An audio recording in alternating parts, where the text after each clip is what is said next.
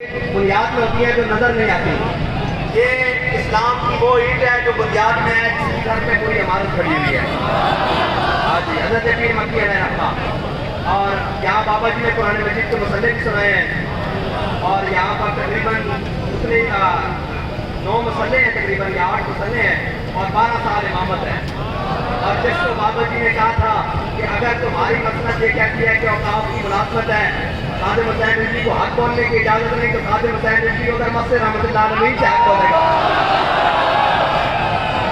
तो इन बुजुर्गों ने फिर अपने रूहानी तसल्लुक से अमीरुल मुजाहिदीन को उस मकाम पर लेकर गए। अजी जिस मकाम को दुनिया आज सोच रही है कि क्या बात है।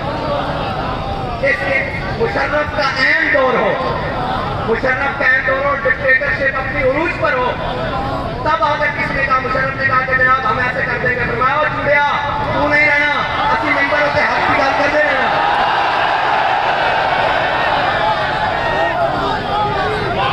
चुड़िया तू नहीं रहना, लेकिन इस मेंबरों के हक की गल होती रहनी।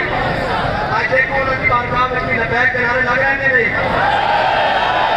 एक बार मैं नारा लगाना, ताजदारे खत्म नबूवत।